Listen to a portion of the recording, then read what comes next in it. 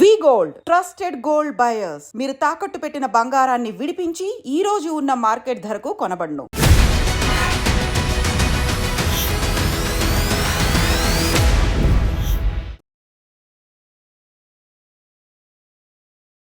నమస్తే, welcome to iDream inside politics with కవిత.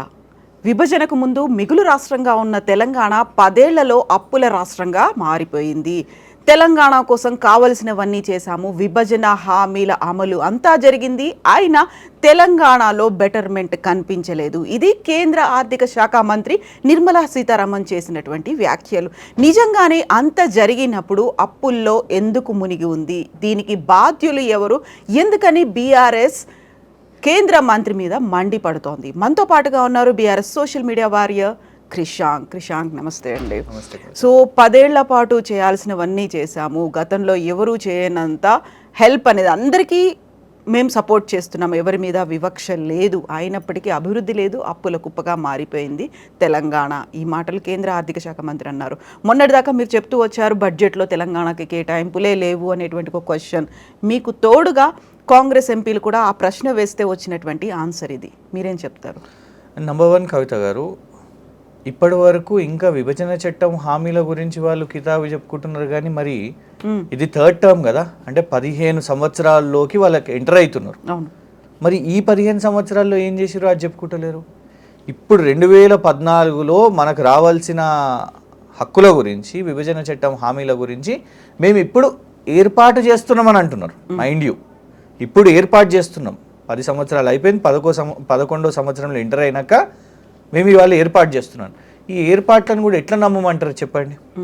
ఇవి ఎప్పుడు ఏర్పాటు కావాలి, ఎప్పుడు తెలంగాణ ప్రజలకు దీని బెనిఫిట్స్ ఎప్పుడు, దీని ఫలాలు ఎప్పుడు పొందాలి? ఎందుకంటే ఒక ఉదాహరణ చెప్తాం మీకు. ఇలాగే పరేడ్ గ్రౌండ్లో ఒకసారి నరేంద్ర మోదీ గారు వారి పార్టీ ప్లీనరీ సమావేశాలు ఇక్కడ ఉండే, భారతీయ జనతా పార్టీ. ఆ సమయంలో ప్రధానమంత్రి హోదాలో పరేడ్ గ్రౌండ్స్లో సభ పెట్టి పిఎం మిత్ర పార్క్స్, 7 హ్యాండ్లూమ్ పార్క్స్లో తెలంగాణలో కూడా ఒకటి వస్తుంది అని ప్రకటించారు. ఇది చెప్పింది 2020లో, మనం ఇవాళ ఉన్నది 2025లో. ఎక్కడ వచ్చింది అది? ఎక్కడుందో చూపెట్టమని చెప్పండి. సో ఇవాళ వాళ్ళు అంటున్నది ఏంటంటే మేము ఏర్పాటు చేసినాం టర్మరిక్ బోర్డు. ఎట్టకేలకు బరాబర్ పోరాడినరు, ఎంతోమంది పోరాడిరు. నిజామాబాద్ రైతులు పోరాడిరు, రాష్ట్ర ప్రజలందరూ నిలదీశారు. ఎందుకు? బాండ్ పేపర్ రాసిరు కదా ఎంపీ గారు. బాండ్ పేపర్ రాసి ఎన్ని 100 రోజుల్లో తెస్తా, సంక్రాంతికి తెస్తా, సంక్రాంతి కొంచెం ప్రధానమంత్రి గారు దొరకలేదు, ఉగాదికి తీసుకొని వస్తా, అరే ఉగాదికి టైం దొరకలేదు, దసరాకి తీసుకొని వస్తా. సరే ఎట్టకేలకు స్పైసెస్ బోర్డ్ అని అన్నారు, అవన్నీ అన్నారు. ఇవాళ 2025 అంటే ఆయన ఇచ్చిన హామీ ఎప్పుడు? 2019లో ఫస్ట్ ఇచ్చారు కదా, అయిపోయింది. ఆ టర్మ్ మొత్తం అయిపోయింది, పసుపు బోర్డు రాలి. ఇప్పుడు వచ్చింది పసుపు బోర్డు. సరే వచ్చింది పసుపు బోర్డు, కార్యాలయం నిర్మాణం జరిగిందా? జరగలేదు. దీనికి మళ్ళీ ఎప్పుడు టైం అవుతుందో చూడాలి మనం. పోనీ అవి పక్కన పెడదాం. బడ్జెట్లో కేటాయింపులు చేసిరా మీరు పసుపు బోర్డుకి? అన్ని బోర్డులకు చేసిర్రు, కానీ పసుపు బోర్డుకి ఆన్ పేపర్ ఇన్ బడ్జెట్ లేదు, శూన్యం. సో ఇవన్నీ కేవలము మంచి వినడానికి చాలా చక్కగా, ఎందుకంటే నిర్మలా సీతారామన్ గారికి స్పీచ్ ఎట్లా డెలివర్ చేయాలనో తెలుసు, ప్రామిసెస్ ఎట్లా డెలివర్ చేయాలనో తెలియదు. మేము చేతల్లో చూపించాము అనే ఒక మాట కూడా తను అన్నారు.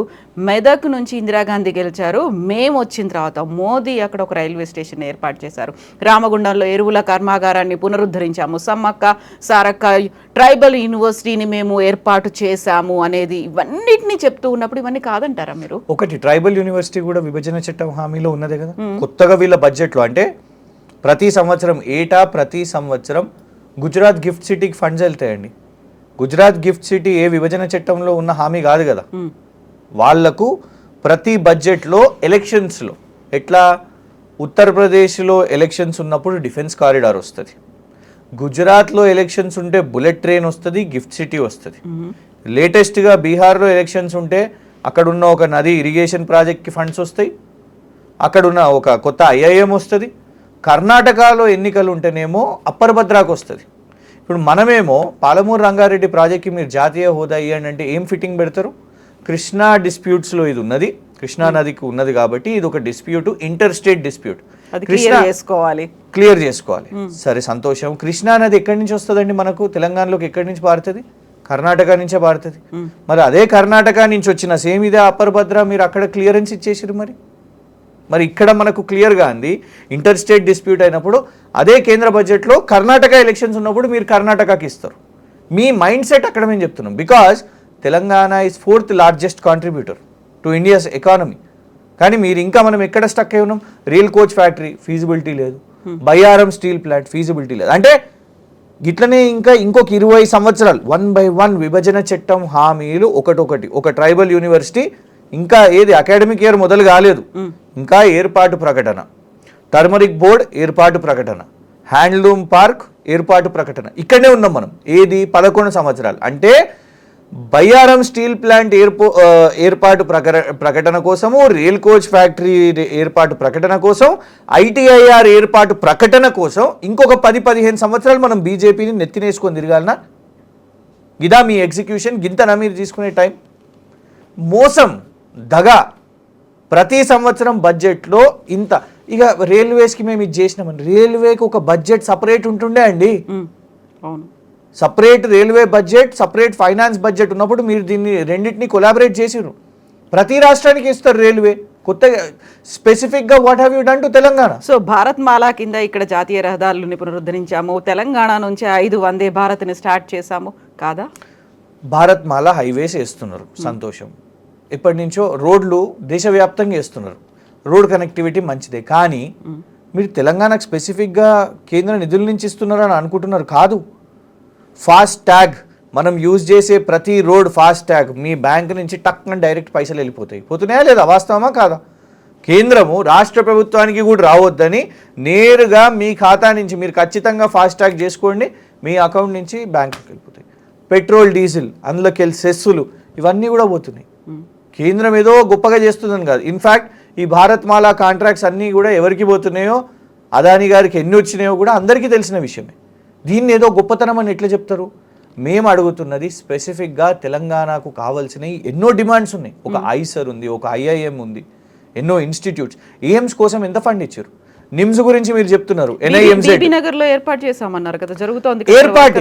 ఏర్పాటే జరుగుతున్నది అట్లా జరుగుతున్నది అన్నట్టే ఉంటుంది. కానీ దాంట్లో స్టాఫ్ సుమారు 1000 వేకెన్సీ కొన్ని సంవత్సరాల నుంచి ఉన్నాయి. మేము ఆర్టీఐ డాక్యుమెంట్ వేస్తే మాకు రిప్లై వచ్చింది.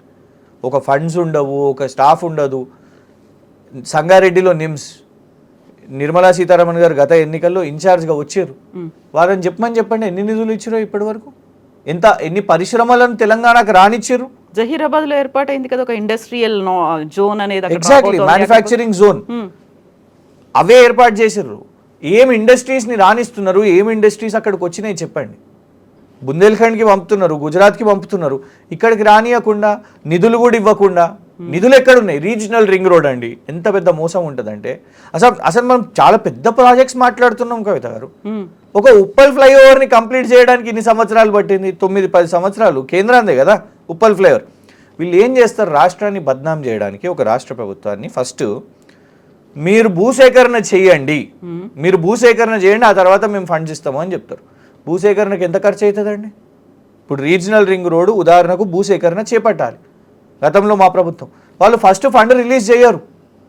ఫస్ట్ మనం మొత్తం పెట్టాలి, ఆ తర్వాత సాకులు, ఇక డైవర్షన్స్, డిలేస్ ఇవన్నీ కూడా జరుగుతూ ఉంటాయి. సో కేంద్రం నుంచి వస్తున్న ఈ ఆలస్యం, అలసత్వం వల్ల పర్మిషన్స్. రియల్ కోచ్ ఫ్యాక్టరీ అరే పోరాడినామండి. అందులో దేవాదాయ భూములు ఉండే, ప్రభుత్వ భూములు ఉండే, ఎన్నో లిటిగేషన్ భూములు ఉండే. 100 ఎకరాలు సమకూర్చి మా వరంగల్ నాయకులు ఇవన్నీ కూడా చేసి కోర్టు కేసులను డీల్ చేసి వి అక్వైర్డ్ చంక్ ఆఫ్ ల్యాండ్, కొన్ని 100 ఎకరాలు. తర్వాత వీళ్ళు ఏమన్నారు? Over hauling unit workshop. ఎందుకు? మహారాష్ట్రలో అప్పుడు ఎన్నికలు ఉండే, లాతూర్లో అక్కడ రైల్ కోచ్ ఫ్యాక్టరీ. వీళ్ళే చెప్పారు మనం తెలంగాణ గురించి రైల్ కోచ్ ఫ్యాక్టరీ అంటే ఇప్పుడు రైల్ కోచ్ ఫ్యాక్టరీలు అవసరం లేదు ఇంకా అని మనకు చెప్తారు సమాధానం. లాతూర్లో రైల్ కోచ్ ఫ్యాక్టరీ ఇస్తారు. అంటే నీయత్ సాఫ్ నయ్యే బీజేపీ వాళ్ళకు. వీళ్ళు చేస్తున్న దాంట్లో సిన్సియారిటీ లేదు. అందుకే ఎంతసేపు ఓట్లు వచ్చినప్పుడు ఎస్ రామగుండం ఎరువులదో అది ఒక్కటి చేసారు, అది ఒక్కటి చెప్పి ఇక మాకు మొత్తంగా ఓట్లు కావాలి. మేము అనేది ఏంటంటే ప్రతి రాష్ట్రానికి లిస్టు చెప్తే ఎంత ఒక బీహార్కి చేసిర్రు చెయ్యాలి, ఆ రాష్ట్రాలకు కూడా ఖచ్చితంగా చేయాలి. కానీ న్యాయబద్ధంగా తెలంగాణకు కావాల్సినవి కూడా ఉండాలి కదా. బడ్జెట్లు మనం బడ్జెట్ పుస్తకాలు పెట్టుకుందామండి. 2014 నుంచి ఈ బడ్జెట్ వరకు పెట్టుకుందాం. స్పెసిఫిక్గా తెలంగాణ అనే పదం తెలంగాణ కోసము అది డెవలప్ కావడానికి, ఎందుకంటే 60 సంవత్సరాలు నష్టపోయినాం, అన్యాయంగా ఇబ్బందుల పాలైనాం, మనకు కూడా డెవలప్మెంట్ కావాలి, మన స్టేట్ గవర్నమెంట్ కూడా తీసుకున్నది ప్రాజెక్ట్స్ మేము ఇవి చేస్తాము అనేసి. అట్లాంటి సపోర్ట్ సిస్టమ్ మీ నుంచి ఎక్కడ వచ్చింది? మేము బడ్జెట్ కేటాయించాము, నిధులను ఇచ్చాము, అయినప్పటికీ అప్పుల కుప్పగా మారింది అనే మాట తను చాలా క్లియర్గా చెప్పారు. మిగులు రాష్ట్రంగా ఉంది, 10 ఏళ్లలో మొత్తం అప్పులుగా మారిపోయాయి. ఇదే మాట ప్రభుత్వం మారిన వెంటనే వచ్చినటువంటి రేవంత్ రెడ్డి చాలా క్లియర్గా చెప్పారు. లంకె బిందెలు ఉంటాయి అనుకున్నాము, ఖాళీ కుండలు ఉన్నాయి. 10 ఏళ్లలో ఎవరెంత ఇచ్చినప్పటికీ, కేంద్రం అంత సపోర్టు వివక్ష లేకుండా చేసినప్పటికీ ఎందుకని ఇంత అప్పుల పాలు చేసింది బీఆర్ఎస్ సర్కార్? నంబర్ 1, 2014లో ఒక రాంగ్ నోషన్ ఏంటంటే మిగులు బడ్జెట్ ఉంది, ఓకే, అప్పులు లేవా, రూపాయి అప్పు లేదా? 60,000 కోట్లు అప్పు తెలంగాణ ఆంధ్రప్రదేశ్ విభజన జరిగినప్పుడు తెలంగాణ రాష్ట్రం యొక్క అప్పు 60,000 కోట్లు. కానీ కేసీఆర్ గారు అయ్యో ఈ రాష్ట్రం మొత్తం ఇక వేస్ట్, అన్ప్రొడక్టివ్ అని అట్లేం చెప్పలేదే. ప్రైడ్ని పెంచిండు. ఏమని చెప్పిండ్రు? మనకు పొటెన్షియల్ ఉంది. ఎందుకంటే కొందరు ఆ వీడియోలు వేస్తూ ఉంటారు, మన గొప్ప రాష్ట్రం మనది. ఎస్, డెఫినెట్గా మనం ఏమి ఒక జార్ఖండ్ కాదు, ఛత్తీస్గఢ్ కాదు, మనము ఒక పొటెన్షియల్, ఒక కెపాసిటీ ఉన్న స్టేట్ అనేది మనం అట్లా మార్కెటింగ్ చేసుకున్నాం. కానీ అప్పులైతే ఉన్నాయి కదా. నంబర్ 1, పోనీ నీ కేంద్రం ఏమిచ్చింది చెప్పు? కాళేశ్వరంలో నువ్వు నిధులు ఇచ్చినావా? ఒక ప్రాజెక్ట్ నిర్మాణం చేసుకున్నావు, దాని మీద ఎంతసేపు కళ్ళమంటనే కదా, ఏడుపే కదా. ఇలా నీళ్లు ఉన్నాయి, దాని నుంచి రకరకాల ఆదాయాలు వస్తున్నాయి అందరికీ, కాంగ్రెస్ ప్రభుత్వానికి కూడా ఆదాయం వస్తున్నది. ఒక ఇరిగేషన్ ప్రాజెక్ట్ కానివ్వండి, ఇంటీరియర్ రోడ్స్ కానివ్వండి, ఫ్లైఓవర్లు కానివ్వండి, హైవేస్ కానివ్వండి, ఎన్నో స్టేట్స్కి సంబంధించిన ప్రాజెక్ట్స్ కానివ్వండి, రైతు వేదికలు కానివ్వండి, శ్మశాన వాటికలు కానివ్వండి, ఎన్ని నిర్మాణాలు చేపట్టుకోలేదు. కలెక్టరేట్స్ కానివ్వండి, కమిషనరేట్స్ కానివ్వండి, సెక్రటేరియట్ కానివ్వండి, ఇవన్నీ కూడా ఒక కార్యాలయాలు, నిర్మాణాలు, మనబడి కార్యక్రమం కానివ్వండి, ఎన్నో కార్యక్రమాలు చేపట్టినాం కదా. వీటన్నిటిలోనూ కేంద్ర సహకారం ఉంది, అన్నిట్లలోనూ కేంద్రం నిధులు ఉన్నాయి అనే మాట పదే రాష్ట్ర బీజేపీ లీడర్లు కూడా చెప్తూ వచ్చారు కదా. వాళ్ళు ఏం చేస్తున్నారు అని అంటే, ఫైనాన్స్ కమిషన్ లెక్కలు అంటే ఒక రాష్ట్రానికి మనం ఇచ్చే ట్యాక్సెస్ ప్రకారం, మనం రూపాయి ఇస్తే మనకి ఇచ్చే 20-30 పైసలు వాళ్ళు చెప్పే లెక్క ప్రకారం. స్పెసిఫిక్స్ ఎందుకు చెప్పరు అంటే, అదనంగా మీరు మొన్న మీకు నచ్చినట్టు వైజాగ్ స్టీల్ ప్లాంట్ 10,000 కోట్లు తీసుకోండి, గిఫ్ట్ సిటీ తీసుకోండి, ఇన్ని లక్షల కోట్లు పెడతాం మేము, డిఫెన్స్ కారిడార్ తీసుకోండి, మీరు బుల్లెట్ ట్రైన్ మీరు తీసుకోండి. మనమేమో అడుక్కోవాలి. దేంట్లో? మనం ఇస్తున్న ట్యాక్సుల్లో మాకు తిరిగి ఇవ్వడానికి కూడా దాన్ని కొట్లాడుకోవాలి. మేము మీకు లైట్లు ఇస్తున్నాం చూడండి, మేము మీకు నీళ్ళు ఇస్తున్నాం చూడండి, మేము మీకు గాలి ఇస్తున్నాం చూడండి, మీకు రోడ్లు ఇస్తున్నాం చూడండి. ఇది తెలంగాణ హక్కు కదా. Being in union of India, ఇది తెలంగాణకు రావాల్సిన వాటా. తెలంగాణకు ఇతర రాష్ట్రాలలాగా, మీరు బీజేపీ రాష్ట్రాలలాగా అదనంగా మీరు తెలంగాణకు ఏం చేస్తున్నారని అడగడంలో తప్పు లేదా? డెఫినెట్గా మేము ఎందుకు తప్పు అంటాం? మేము అనేది ఏంటంటే, మేము మాట్లాడుతున్నది తెలంగాణ రైట్స్ కోసం. ఇంకొకటి, అప్పులు అని అంటున్నారు. ఏనాడైనా ఒక బడ్జెట్లో లేకపోతే మొత్తం కేంద్రంలో వాళ్ళు ఒక్కసారైనా పార్లమెంట్లో భారతదేశంలో బీజేపీ వచ్చిన తర్వాత చేసిన అప్పుల గురించి ఏనాడైనా చర్చ పెట్టిరా? అంతర్జాతీయ అప్పులు, కోవిడ్ సమయంలో కూడా అప్పు తీసుకున్నారండి. ఇంత చైనా మీద మాట్లాడతారు కదా, చైనా ఏషియన్ డెవలప్మెంట్ బ్యాంక్ నుంచి 1000 కోట్లు అప్పు తీసుకోలేదా నరేంద్ర మోదీ గారి ప్రభుత్వం? కానీ అదే మేము కేంద్రం నుంచి సపోర్ట్ రాకపోయినా, కేంద్రం ఏం సపోర్ట్ చేసింది కోవిడ్ సమయంలో చెప్పండి? పాపము వీధి వ్యాపారులకు కూడా అప్పిచ్చింది, ఆదుకోవాలి, వాళ్ళకు కూడా అప్పిచ్చింది, రుణాలు ఇచ్చింది. కానీ మేము వలస కార్మికులను ఆదుకున్నాం, ప్రైవేట్ టీచర్లను ఆదుకున్నాం. అప్పులు కాదు, మేము అప్పులు ఇవ్వలే, వాళ్ళలాగా ఆదుకున్నది ప్రభుత్వం. ఎంతో కొంత 500, 1000 వాట్ ఎవర్ ఇట్ ఇస్, కానీ ఆదుకున్నది ప్రభుత్వం. కానీ కేంద్ర ప్రభుత్వం అప్పుడు కూడా ఆఖరికి శ్రామిక్ ట్రైన్లు అండి, ట్రైన్లు పెట్టిన దాన్ని కూడా రాష్ట్ర ప్రభుత్వం టికెట్లు ఇవ్వాలని వసూలు చేసిన సమయం వాళ్ళది. రాష్ట్ర ప్రభుత్వాన్ని ఎక్కడ ఆదుకున్నారు మీరు చెప్పండి? ఎక్కడ మీ ఆదాయం? అప్పుల గురించి మాట్లాడుతున్నారు. మీ ఉత్తరప్రదేశ్ కంటే ఎక్కువ ఉందా తెలంగాణ అప్పు? మధ్యప్రదేశ్, ఒక రాజస్థాన్ కంటే తెలంగాణ అప్పు ఎక్కువ ఉందా? గుజరాత్ కంటే ఎక్కువ తెలంగాణ అప్పు ఉందా? టాప్ 20 స్టేట్స్లో తెలంగాణ అప్పు లేదు. బీజేపీ కాంగ్రెస్ ఇద్దరు కలిసి ఆడిన లెక్క ఏంటంటే, ఎవరికి నచ్చిన వాళ్ళ ఫిగర్, ఒక లార్ అంటారు, ఒక లేడ్ అంటారు. రిజర్వ్ బ్యాంక్ ఆఫ్ ఇండియా కదా చెప్పాల్సిన లెక్క. మా ప్రభుత్వం అయిపోయేసరికి సుమారు అప్రాక్సిమేట్లీ 3 లక్షల కోట్లు. ఇది రిజర్వ్ బ్యాంక్ ఆఫ్ ఇండియా చెప్పింది. And reserve bank of India ఆ స్టడీ ఆఫ్ ఫైనాన్సెస్, రాష్ట్రాల యొక్క స్టడీలో ఏమని చెప్పింది, అదొక స్పెషల్ కేసుగా తెలంగాణను తీసుకున్నది. ఇవాళ నిర్మలా సీతారామన్ గారు తెలంగాణని ఇంకో రకంగా స్పెషల్ కేసులో చెప్తున్నారు. కానీ ఇదే reserve bank of India KCR గారు ప్రభుత్వం ఉన్నప్పుడే ఏమని చెప్పిందంటే 33 సంవత్సరాల కోసం తీసుకున్న రుణం ఈ తెలంగాణ ప్రభుత్వం 14 సంవత్సరాల్లోనే, అంటే సగం కంటే తక్కువ సమయంలోనే కట్టగలుగుతుంది. వీళ్ళకి ఆ పొటెన్షియల్ ఉంది. ఎందుకు? ఇవాళ రేవంత్ రెడ్డి గారు వచ్చిన తర్వాత ఈ ఒక్క సంవత్సరంలోనే 1,50,000 కోట్ల అప్పు చేశారు. ఎక్కడ పోయింది చెప్పండి ఈ అప్పు? కానీ కేసీఆర్ గారు చెప్పగలుగుతారు. ఓ కమిషనరేట్ కట్టినప్పుడు, ఒక కలెక్టరేట్ కట్టినప్పుడు, ఒక జిల్లాలో కొత్త జిల్లాలు కొత్త కార్యాలయాలు కట్టినప్పుడు ఖచ్చితంగా అక్కడ ఆ టౌన్ పెరుగుతుంది కదా. టౌన్ పెరిగినప్పుడు ల్యాండ్ వాల్యూ పెరుగుతుంది కదా. డెఫినెట్గా దాంట్లో డెవలప్మెంట్ జరిగింది. చేసిన ప్రతి ఒక్క రూపాయి ఒక కేసీఆర్ కిట్ కానివ్వండి, ఓ రైతు బంధు కానివ్వండి, అది ఏం చేసింది? రైతు బంధు అగ్రికల్చర్ ప్రొడ్యూస్ని పెంచింది. కోవిడ్ సమయంలో తెలంగాణని రైస్ బౌల్ ఆఫ్ ఇండియా అన్నారండి. ఇతర రాష్ట్రాలకు ఇక్కడి నుంచి ధాన్యం వెళ్ళింది. ఏనాడు కూడా వ్యవసాయం ఆగలేదు. కోవిడ్ సమయంలో లాక్డౌన్ అయినప్పుడు దేశం ఆగినా తెలంగాణలో వ్యవసాయం ఆగలేదు, పథకాలు ఆగలేదు. ఇవాళ ఏమైంది? ఒక సంవత్సరం మొత్తం నువ్వు రైతు భరోసా ఇయ్యలే.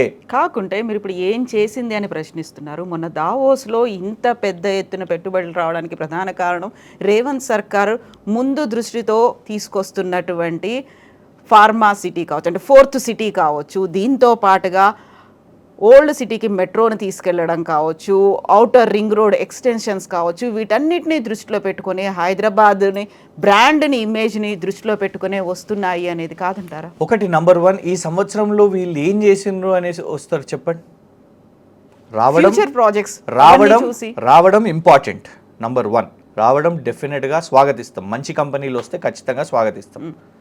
ఎందుకంటే మేము పెట్టిన ఎఫర్ట్స్ని మీరు కంటిన్యూ చేస్తున్నారు. కోకోకోలా మా సమయంలో మేము ఎఫర్ట్ చేసినాము, అనౌన్స్ ప్రకటించారు, నువ్వు ఇప్పుడు ఇవాళ తీసుకొని వస్తున్నావు. సరికొత్తగా గూగుల్ కూడా ఎంఓయూలు కుదుర్చుకుంది కదా. గూగుల్ ఎప్పటి నుంచో ఇక్కడ ఉన్నది కదా, కొత్త కంపెనీ కాదు కదా. దేర్ ఎక్స్పాన్షన్ అంటే అర్థం ఏంటి కవిత గారు? ఒక ఉన్న ఎస్టాబ్లిష్మెంట్ ని ఇంకా వాళ్ళు పొడిగించుకోవడం. నువ్వు కొత్తగా తీసుకొని వచ్చి వీళ్ళ మీద నమ్మకంతోనే అది పొడిగిస్తున్నారు అనుకోవచ్చు. మేము అనేది ఏంటంటే, నువ్వు చెప్తున్న 4th సిటీలో ఒక్కటనే ఇవాళ ఎంటర్ అయిందా? అసలు వాట్ ఈస్ 4th సిటీ? ఆ 4th సిటీలో నువ్వు ఏం తీసుకొని వస్తున్నావు?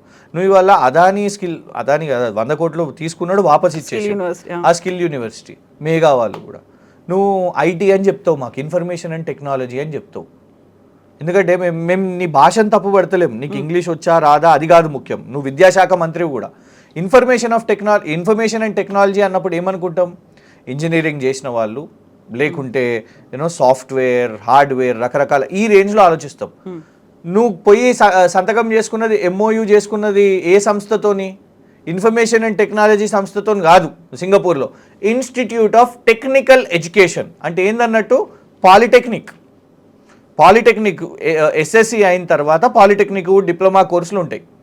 నువ్వు ఐటీ అని చెప్తున్నావు, ఐటీయా ఉపాధి అయితే వస్తుంది కదా, డెఫినెట్గా వస్తున్నది. కానీ అది ఉపాధి కోసం కాదు. అది వాళ్ళు చెప్తున్నది ఏంటిది? వాళ్ళు ట్రైనింగ్ ఇచ్చి పంపుతారు అనేసి. అంటే నీకు ఒక స్పష్టత ఉండాలి కదా. ఉపాధి వస్తున్నప్పుడు కూడా నువ్వు దావోస్కి 20 కంపెనీలను కలిసినావు. ఆ 20 కంపెనీలలో 19 కంపెనీలు మన గచ్చిబౌలి, జూబ్లీ హిల్స్ ఇక్కడ కంపెనీలే. మేఘా ఇక్కడ కంపెనీ కదా. నువ్వు జూబ్లీ హిల్స్ ప్యాలెస్లో కూర్చొని చేసుకో, ఇక్కడనే ప్యాలెస్లో కూర్చో. అక్కడ దావోస్ దాకా పోవడం ఎందుకు? గత సంవత్సరంలో మేము అడిగింది ఇంకో ప్రశ్న అండి. గత సంవత్సరంలోనే ఇలాగే పెట్టుబడులు అని ప్రకటించినావు 40,000 కోట్లు. ఎన్ని కోట్లు వచ్చినాయో చెప్పండి. గోధి ఇండియా అనే సంస్థ, అదో ఫ్రాడ్ సంస్థ. అదేమైనా పెట్టిందా? ఎక్కడ పెట్టిందో చూపెట్టండి. వీళ్ళ బ్రదర్దే స్వచ్ఛ బయో అనే సంస్థ, ఒక షెల్ కంపెనీ, అది దొంగ కంపెనీ. అది ఆ స్వచ్ఛ బయో ఎక్కడైనా పెట్టిందా? ₹1 చూపెట్టండి. గత సంవత్సరం రాలేదు, ఈ సంవత్సరం వస్తాయని ఎట్లా నమ్మబుద్ధి అవుతుంది? ఇంకోటి ఏంటిదంటే, వాళ్ళకే క్లారిటీ లేదు. ఫార్మా సిటీ అని ప్రకటించారు. ఫార్మా సిటీ అని ప్రకటించిన తర్వాత ఫస్ట్ మొత్తం గత ప్రభుత్వము భూసేకరణ చేసింది, అన్నీ కూడా రెడీగా ఉండే. కేంద్రాన్ని కూడా ఫండ్స్ అడిగినాం, మేము ఫాలోఅప్ చేసినాం. మీరు రాగానే ఫార్మా సిటీ రద్దు అని చెప్పారు. అయితే నామ్స్ ప్రకారం ఏంటిది? రద్దు అన్నప్పుడు ఆ భూములన్నీ తిరిగి ఇచ్చేసేయాలి. ఈయనకు భూములు లాక్కోవడమే కానీ తిరిగి ఇవ్వడం నచ్చదు. ఈయనకు కోర్టు అడిగింది, ఏంటిదే మరి భూములు ఇచ్చేస్తున్నాడు? లేదు రిజెక్ట్ చేయలేదు, రద్దు చేయలేదు అని. పచ్చబద్దాలు కదా. కొడంగల్లో ఏం జరిగింది? నీ సొంత నియోజకవర్గంలో రైతులు తిరగబడ్డారు, మేము ఇవ్వము ఫార్మా ఇండస్ట్రీకి, మీ అలూన్ ఫార్మా కంపెనీకి మేము ఇవ్వము అని చెప్పారు. నువ్వేమన్నావు, ఇది ఫార్మా కంపెనీ కోసం కాదు ఇండస్ట్రీస్ కోసము అని అన్నావు. కానీ గెజెట్లో ఏముందండి, ప్రభుత్వ రాజముద్ర పడ్డ గజెట్లోనే ఫార్మా ఎస్టాబ్లిష్మెంట్స్ అక్కడ తీసుకోండి. ముఖ్యమంత్రి అబద్ధాలు చెప్తే ఎవరి మీద నమ్మకం ఉంటుంది చెప్పండి కవిత? ఇప్పుడు కేంద్రం మీద కూడా నమ్మకం లేదా మీకు అసలు?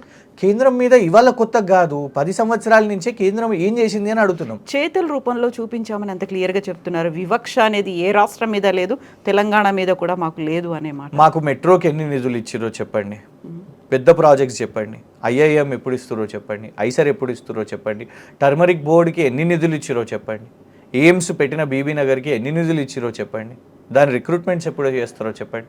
ఓ కేంద్ర విశ్వవిద్యాలయం మనకొద్దా? ఇవాళ ఇన్ని మేము అడుగుతున్నాం. ఇవన్నీ ఎప్పుడు ఎస్టాబ్లిష్ అవుతాయి?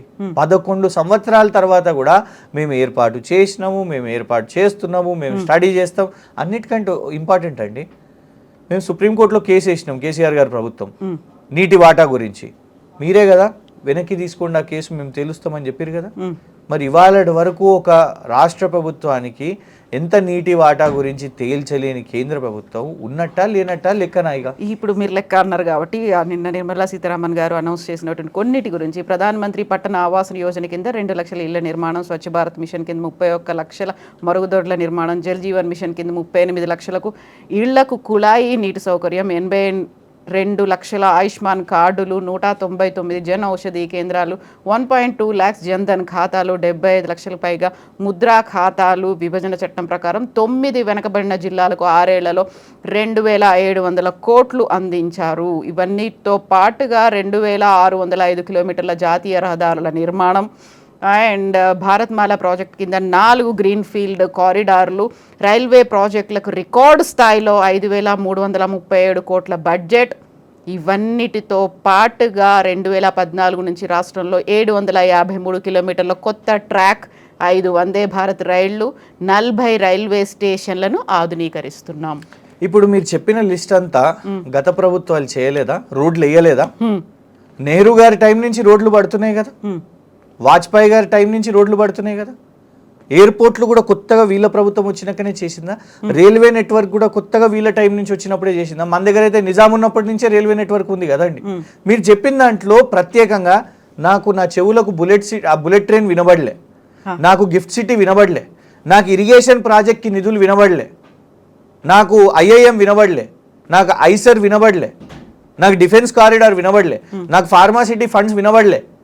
మీరు చెప్పిన లిస్ట్ లో వినాలి నేను అనుకుంటున్నారు, వాళ్ళు చెప్తున్నాం ఇన్ని అభివృద్ధి చేశామని. అది ఎందుకు కవిత గారు ఎందుకు చెప్తాను, ఇది ఒక కేంద్ర ప్రభుత్వం చేసే బాధ్యత. కేంద్ర ప్రభుత్వం గ్యాస్ సిలిండర్ ఇవ్వడము అది ఒక రాష్ట్రానికి గొప్పగా చేసినట్టు చెప్పుకుంటారా వాళ్ళు? వాళ్ళు ఖాతాలు, మేము ముద్రా ఖాతాలు వేసినాం, ఖాతాల్లో పైసలు ఎత్తే చెప్పిన ఆయన, నువ్వు ముద్రా ఖాతాలు ఇచ్చినావు అని ఖాతాలు లెక్క చెప్పుడు ఏంది? నువ్వు చెప్పింది 15 లాక్ ఇస్తా అన్నావు కదా, నల్లధనం తీసుకొని వస్తా. 15 లాక్ నేను చెప్పలే అని ఇప్పుడు కొత్తగా చెప్తారు. నల్లధనం తీసుకొని వచ్చిన దాంతో నేను గిఫ్ట్ ఇస్తా, ఒక్కొక్కళ్ళకి ఇక్కడ ట్యాక్స్ కడుతున్న వాళ్ళకి గిఫ్ట్ వస్తుంది అని చెప్పారు. నల్లధనం ఎంత వచ్చింది? ఏం లాభం జరిగింది? నువ్వు ఎన్ని అకౌంట్లు మొదలు పెట్టినావు కాదు, మోదీ గారి ప్రభుత్వాన్ని అడుగుతున్నది ఏంటంటే ఆ ఖాతాల్లో నీ కేంద్రం నుంచి ఏమొచ్చింది, ఏం లాభం జరిగింది, ఏమేసినావు నువ్వు? ఇల్లు తెలంగాణ రాష్ట్రం ఒక్క దాంట్లో నువ్వు ఇల్లు నిర్మాణం చేస్తున్నావా? దేశం మొత్తం ఇల్లు నిర్మాణాలు అవుతున్నాయి. దేశం మొత్తం ఇన్ఫాక్ట్ ఆ కేంద్రం చేస్తున్న నిధులు కూడా ఈ రాష్ట్ర ప్రజలు కడుతున్న ట్యాక్సెసే కదా. ఈ రాష్ట్ర ప్రజలు కడుతున్న ట్యాక్సెస్తోనే నువ్వు కేంద్ర స్కీమ్స్ చేస్తున్నావు. Ultimately there are 2 things, state sponsored schemes, central sponsored schemes. State sponsored schemes ఎక్కడికి వెళ్ళి డబ్బులు వస్తున్నాయి? స్టేట్ కడుతున్నది. సెంట్రల్ స్పాన్సర్డ్ స్కీమ్స్ ఎవరు కడుతున్నారు?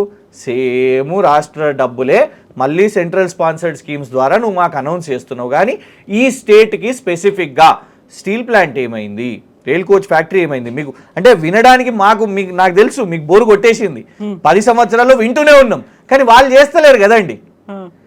నేను అందుకే అంటున్నా, ఇతర రాష్ట్రాల్లో ఉన్న స్పెసిఫిక్స్ ఈ తెలంగాణలో ఎందుకు లేవు? వాళ్ళు ఎందుకు ఆ స్పెసిఫిక్ ఫండ్స్ చేయరు? ఎంతసేపు మాకు ఇదే విన్నాం. మేము మీకు బియ్యం ఇచ్చినాము, మేము మీకు రైతుల ధాన్యాన్ని కూడా లెక్కేస్తారు వాళ్ళు. మన రైతే పండించిన ధాన్యాన్ని ఫుడ్ కార్పొరేషన్ ఆఫ్ ఇండియా కొనుగోలు చేసి, food corporation of India Modi గారు వచ్చినప్పటి నుంచే పుట్టిందా? ఎప్పటి నుంచో ఉంది. ఆహార భద్రతా కార్డు కూడా వచ్చింది. Responsibility is different. ఒక స్టేట్కి మీరు ఏం చేసిండ్రు, what have you delivered is different. Government of India responsibility వేరే, కానీ స్పెసిఫిక్గా మీరు ఏం చేసిండ్రు అన్నప్పుడు, ఇప్పుడు తెలంగాణ ప్రభుత్వం, కేసీఆర్ గారి ప్రభుత్వం స్పెసిఫిక్ ఏం చేసింది అనేది, మేము ఎక్కడ కూడా మేము గ్యాస్ సిలిండర్లు ఇచ్చినాము, కేసీఆర్ గారు ధాన్యం ఇచ్చిండ్రు, కేసీఆర్ గారు నీళ్ళు తాగిపించారు, నో, మేము ఇవి చెప్తలేం. మేము స్పెసిఫిక్స్ చెప్పినప్పుడు మేము ఏమి ఇన్ఫ్రాస్ట్రక్చర్ బిల్డ్ చేసినాం, ఈ రాష్ట్ర పొటెన్షియల్ని ఎంత పెంచినాం, ఎంత మార్కెట్ క్రియేట్ చేసినాం, దీని అసెట్ మానిటైజేషన్ ఎంత, దీని అసెట్ వాల్యూ ఎంత, దీని అసెట్ విలువ ఎంత, అది కితాబు నరేంద్ర మోదీ గారు ఇస్తే it is political, Revanth Reddy ఇస్తే పొలిటికల్, ప్రజలు పాపం లేకుంటే అడెవడో యూట్యూబ్లో తిన్మార్ మల్లన్న అనేటోడు ఇస్తే పొలిటికల్, ఓట్ల కోసం అవుతుంది కావచ్చు. కానీ కేసీఆర్ ప్రభుత్వానికి సర్టిఫికేట్ ఇచ్చింది రిజర్వ్ బ్యాంక్ ఆఫ్ ఇండియా కదా. He has built an asset, Telangana అసెట్గా చేసిండు.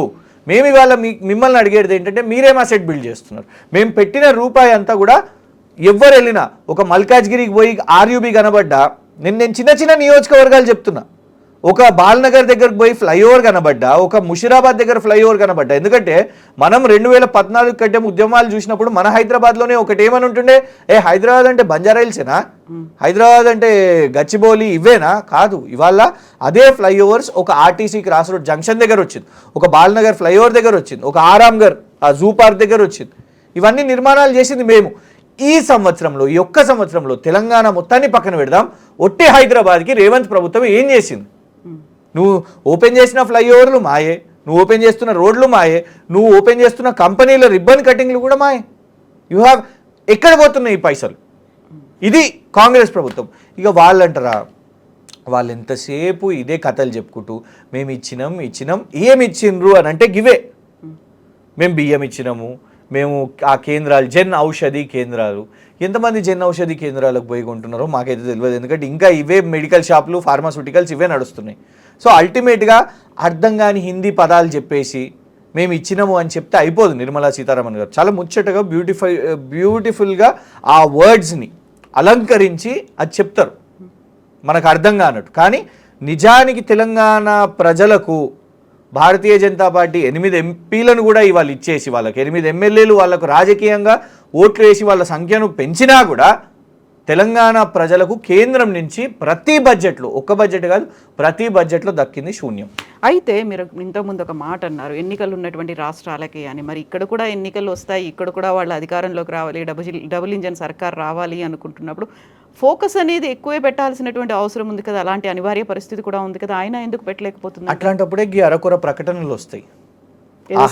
అవుతారు. ఆ హ్యాండ్లూమ్ పార్కు, ఆ టర్మరిక్ బోర్డు. హ్యాండ్లూమ్ పార్క్ ఎప్పుడు ప్రకటించారండి? ఎలక్షన్స్ అప్పుడే. టర్మరిక్ బోర్డు ఎప్పుడు ప్రకటించారండి? ఎలక్షన్స్ అప్పుడే. ఎలక్షన్స్ అప్పుడు ఇవి మేజర్ ఇష్యూస్ని టచ్ చేయరు. నిజంగా great major issue ఎప్పుడైతుంది?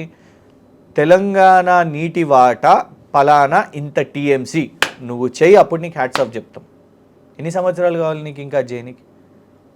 Bayyaram steel plant, yes, ఇక్కడున్న ఉక్కు, ఇక్కడున్న ఖనిజం డెఫినెట్గా ఇది రాష్ట్రానికి పనికొస్తుంది, దేశానికి పనికొస్తుంది. మేము దీన్ని ఎట్లా రెస్టోర్ చేస్తాం, నువ్వు చెయ్యి, అప్పుడు నేను గ్రేట్ అంటాం. కాజీపేట రైల్ కోచ్ ఫ్యాక్టరీ, అరే రైల్వేస్ ఇంత పెద్ద నెట్వర్క్ అండి మన దగ్గర. సౌత్ సెంట్రల్ రైల్వేస్లో one of the key network మనది. అట్లాంటి జంక్షన్ నువ్వు ఏమైనా చేస్తావా? రైల్ కోచ్ ఫ్యాక్టరీ చెయ్యి, అప్పుడు నువ్వు గ్రేట్. ఇప్పుడు ఎలక్షన్స్ ఇంకా ఆల్మోస్ట్ 3.5-4 ఏళ్ళు ఉన్నాయి. విభజన చట్టం హామీలను 10 సంవత్సరాల తర్వాత మనం ఇవాళ మళ్ళీ మాట్లాడుకుంటున్నాం. ఆ గిరిజన విశ్వవిద్యాలయం గురించి ఏదో ఏర్పాటు చేసినాము, 1 or 2 టర్మరిక్ బోర్డు గురించి 10-11 సంవత్సరాల తర్వాత ఇది మాట్లాడుకుంటున్నాం కదా. రేపు ఇంకొక 3 సంవత్సరాల తర్వాత, అంటే మళ్ళా 2028-29లో ఎలక్షన్స్ వచ్చినప్పుడు అప్పుడు కొత్త 2 ప్రకటనలు, కొత్తవి కాదు, విభజన చట్టంలో ఉన్నాయే, అప్పుడు మళ్ళా ఏర్పాటు ఏదో అంటారు కావచ్చు, మనం దాని గురించి మాట్లాడుతుంటాం అంతే. That is the only difference. ఎన్నికలైనాకనే ఆఫర్లు ఉండవా? అంటే మీరు ఒకటి చూడండి, ఇంటర్నేషనల్ సమిట్స్ పెడుతూ ఉంటారు కదా. యోగి ఆదిత్యనాథ్ గారు పెట్టగానే నరేంద్ర మోదీ గారు కూడా వెళ్తారు. దానికి అదాని గారు వస్తారు, అంబానీ గారు వస్తారు, వేల పెట్టుబడిదారులు. అట్లా ఏదన్నా రోజు నరేంద్ర మోదీ గారు అదాని గారు నన్ను కాదు, ప్రపంచ స్థాయిలో ఎవరన్నా ఉంటే వాళ్ళని పెట్టమని చెప్పండి, తెలంగాణలో పెట్టమని చెప్పండి. నిజంగానే మీకు ఇంట్రెస్టే ఉంటే ఒక పే బ్యాక్గా మీకు ఇన్ని ఓట్లు వస్తున్నాయి కదా, ఇవ్వండి, ప్రకటన చేయండి. మనవి కూడా ఎన్నో 6 యూనిట్స్ ఉన్నాయి. ఎందుకు ఎంతోమందిని ట్రై చేసినాం. నిజాం షుగర్ ఫ్యాక్టరీని మేము ట్రై చేసినాం. కాంగ్రెస్ వాళ్ళు కూడా మమ్మల్ని బద్నాం చేశారు. We fought the legal case. మేము లీగల్ కేస్ ఫైట్ చేసినాం మా ప్రభుత్వంలో. ఇవాళ కాంగ్రెస్ వాళ్ళు వచ్చి చేయండి నిజాం షుగర్ ఫ్యాక్టరీని, కేంద్రం నుంచి అడగండి ఉన్నదాన్ని. ఇప్పుడు వైజాగ్ స్టీల్ ప్లాంట్ని చేసినట్టు చేసి చూపెట్టండి. సో అల్టిమేట్గా చేతలు అని అన్నప్పుడు అవి కనబడాలి. చేతలు కనబడతలేవు, పార్లమెంట్లో మాటలకు మాత్రమే పరిమితం అవుతున్నాయి. ఎస్, మళ్ళీ మనం మాట్లాడుకుందాం ఫర్దర్గా. మీరు చెప్పినట్టుగా అనౌన్స్మెంట్స్ 2-3 అయినా కనీసం ఎలక్షన్స్ నాటికి వస్తాయా అనేది. Thank you so much Krishank. Thank you.